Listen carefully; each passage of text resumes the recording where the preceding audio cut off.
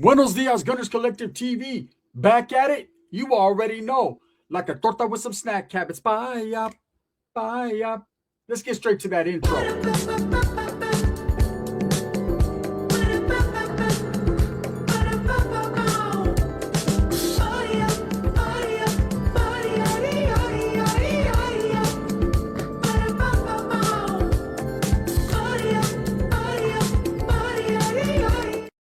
Welcome back to the channel, and if you haven't already hit that like and subscribe button, make sure you go ahead and do that.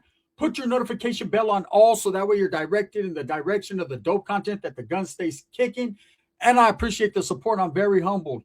So we're talking about two, not one, but two Salinas, Acosta Plaza Norteños that did the unspeakable. See, every time you're involved in gang violence, every time you're out there putting in that work, there's going to be innocent bystanders that may or may not stand in your way.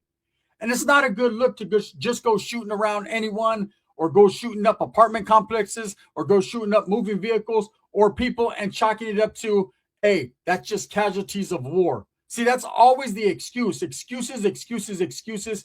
Casualties of war. I'm going to read you guys something, man, that's going to blow your mind. This is what happens when you're young, you're putting in work, and you're not thinking right.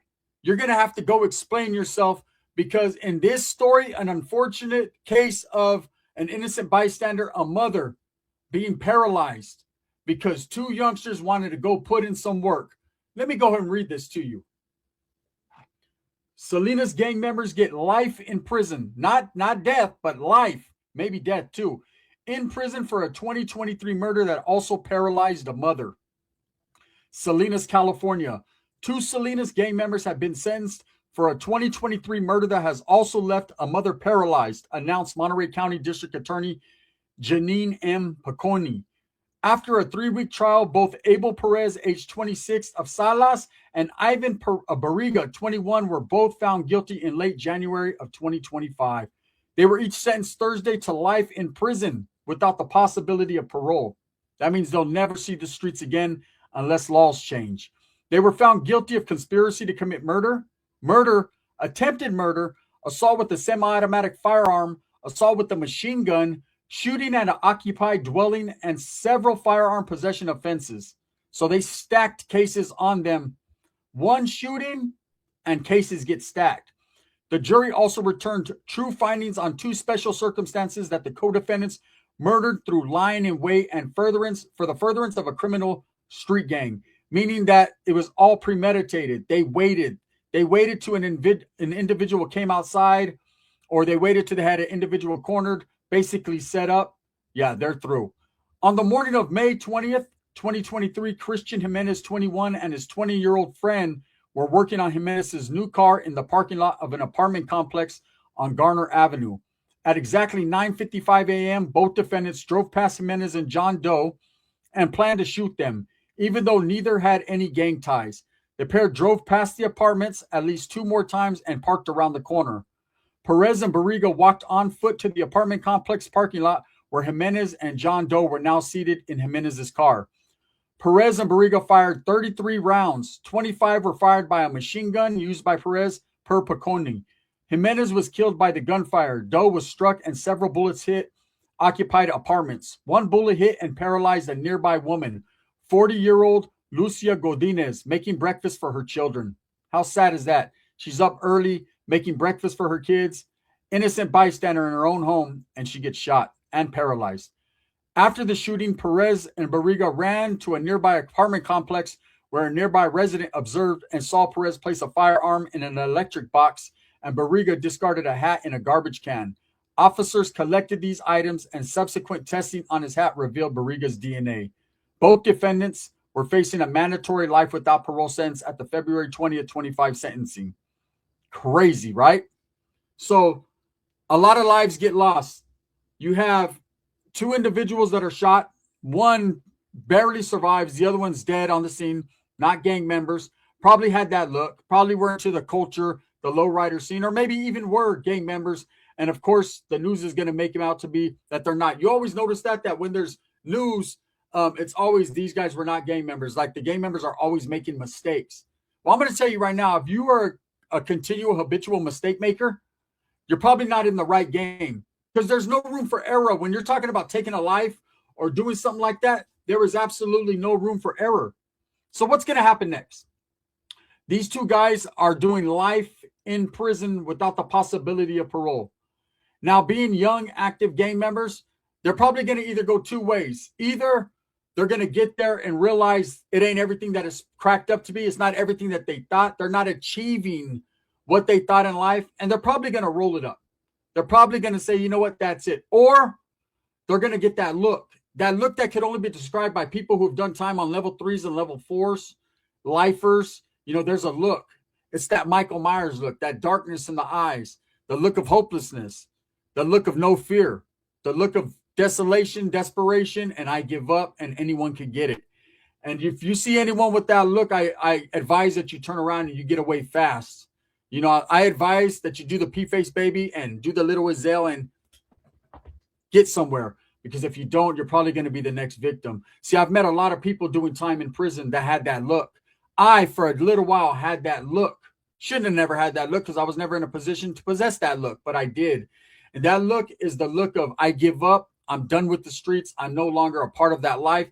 My whole life is in here, and I'm going to do everything and anything I can to make myself have that reputation so that way I can secure myself without getting fucked with. Now, if these youngsters go in there with that mentality, they're going to be utilized.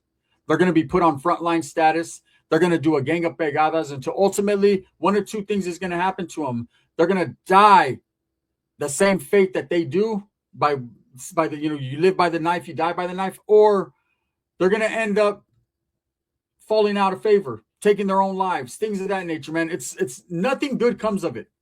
Okay. It's not like you go to prison and you wake up the next day and you're like, hey, I'm delivered. I changed. I don't want to be here no more. When it's life without the possibility of parole, that means you don't have no possibilities. So you have to get with the program. And it's an unfortunate and it's a rough life to live. See, everyone thinks it's all fun and games, being a gang member and kicking it with the homies, and the homies are going to write me. They're going to bless me with feria. They're going to fucking look out for my old lady, for my family. None of that's going to happen. Zero of that's going to happen. And it's not because gang members are lying to you. They're just not telling you that part of the story. See, the part of the story where everything works out happily ever after doesn't count in gangs.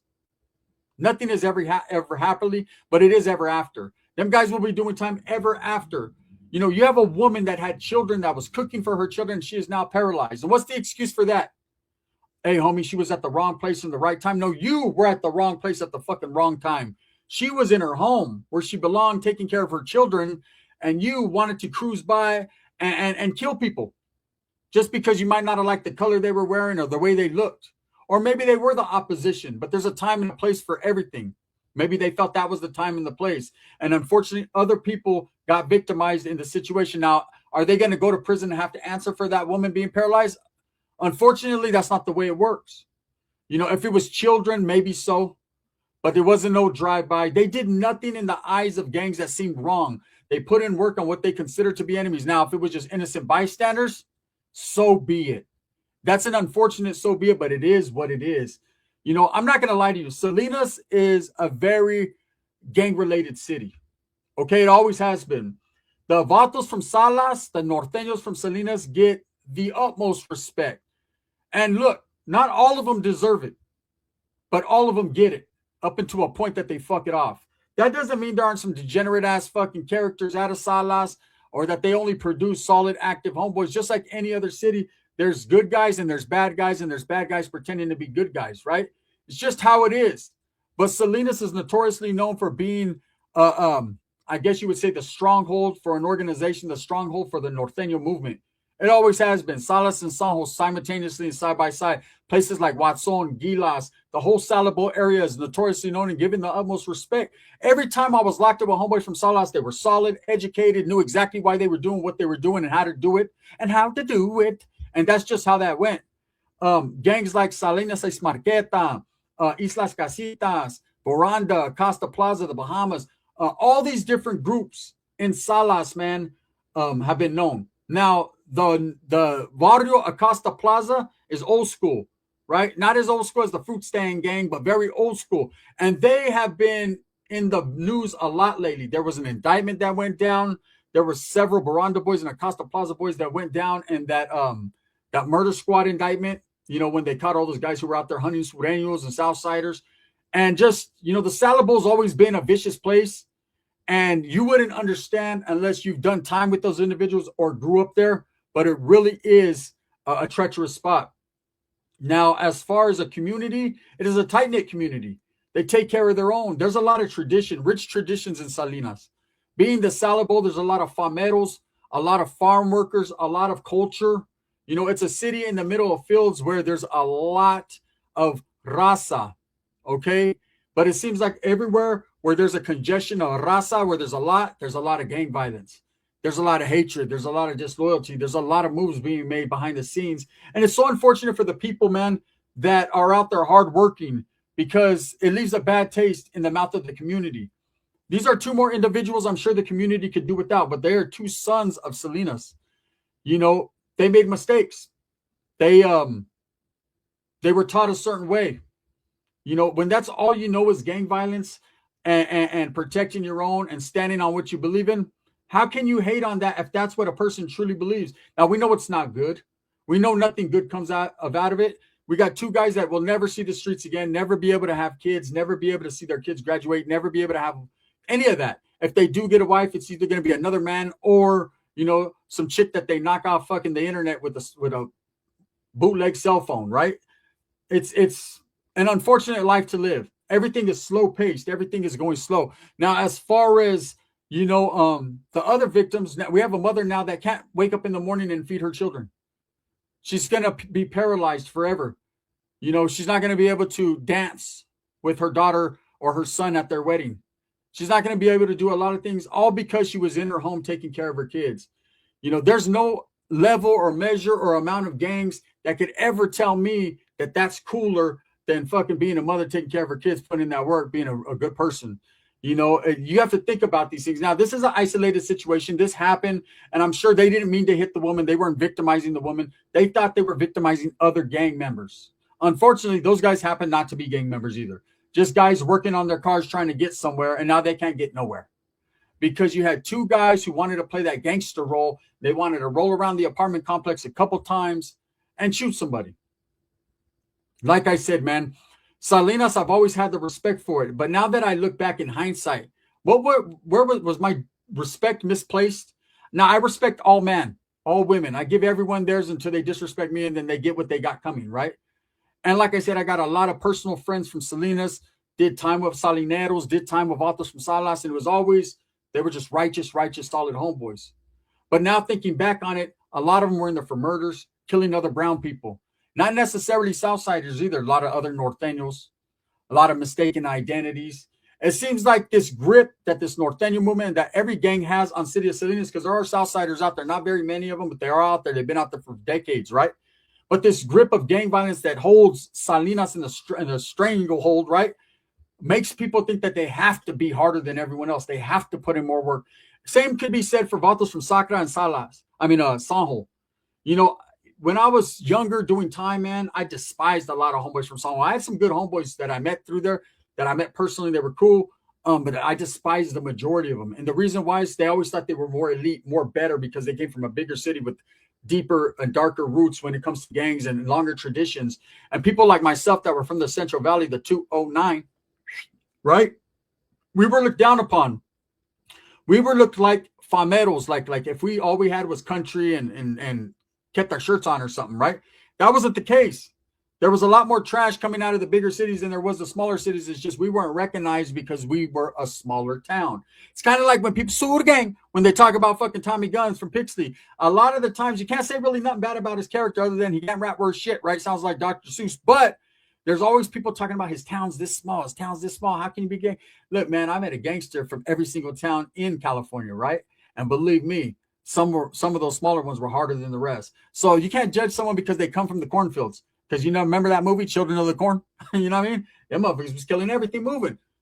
All I can say is this. Nothing's funny about people losing their lives or people being hurt because of gang violence, man. And I'm saying the Vatos from Sanjo, the Vatos from Salas, these certain cities in Northern California, they have an image to uphold. That gangster style, that gangster image, man. And unfortunately, I think these two youngsters from Acosta Plaza were doing just that. Trying to put in work for their gang, figuring we got it all figured out, homie. We're going to go ahead and do this, hide this in the electrical box, hide the hat in the fucking garbage, babosos, right? and then go run and get away with it. Everyone and their mom told on them, except for the mother that couldn't get up because they shot her. So now they go to prison. And again, man, like I say, they're not going to go in there and people are going to test the abilities for them to be gangster. They're going to have to put in work. See, you never stop putting in work when you're from a gang. When you do stop putting in work, you're no good anymore. People are like, oh, I did my dirt. I put in my work. You're not never done. As long as you have an enemy breathing, you're never done, Holmes. Your eligibility to be what you are and what you claim and what you represent doesn't stop when you kill one or two. You have to keep on going till the casket drops. That's the real gang members. That's the real gangsters, man. Is that the life you want to live forever? Because I'm going to tell you right now, you're young, you're out there, you're like, oh, man, this is what it is. I don't give a fuck. Look, man, I used to say the same thing. And people that are telling me what I'm telling you right now used to say the same thing. And I used to be like, nah, hell no, right? Let me tell you, you get to about the age of 40 and you get tired. You get sick. You have different attitudes.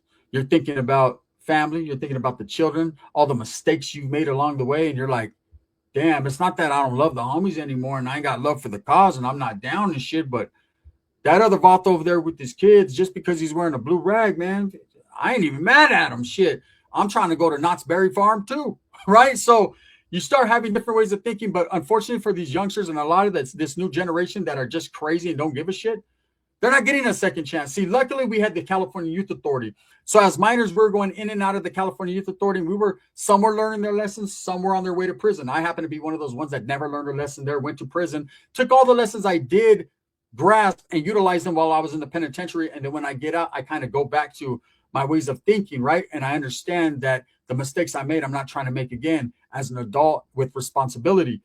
What I'm saying is we had that opportunity to at least be talked to by counselors, get an understanding of what gangs, how it was decimating our people. And then whatever, you make your choices after that. These guys aren't getting that. There is no more youth authority. They're going straight to prison and having to get thrown in the fire and deal with the ferociousness of what's really going on in there. And especially in this day and age now where the COs ain't protecting you, no one's helping you, you get whacked on the yard, you're getting whacked on that yard because there's no one there to come mace anyone to help you. They're coming 10 minutes later when they're done with their break. I'm just saying, you know how it is when you dial 911, man, and they don't come for 30, 45 minutes? You know how it is. Damn, man, my car got stolen, man. What do I do about it, right? And it takes an hour and a half for them to get there. Same thing's happening on the yard. They're stabbing someone in the neck right under the tower, and it's taking them a half hour to even chamber around when it says no warning shots being fired.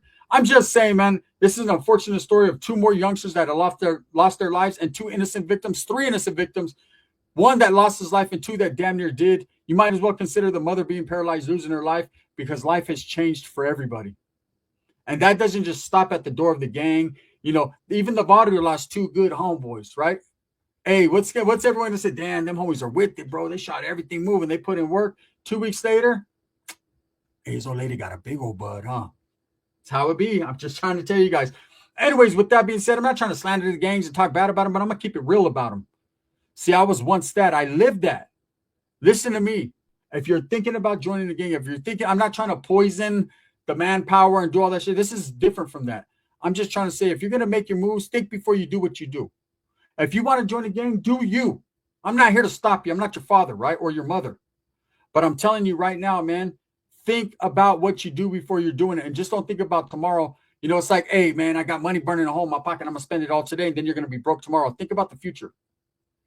Because I'm trying to tell you right now, man, that future in prison and that future under the ground ain't the future that you want. Whatever. It's up to you.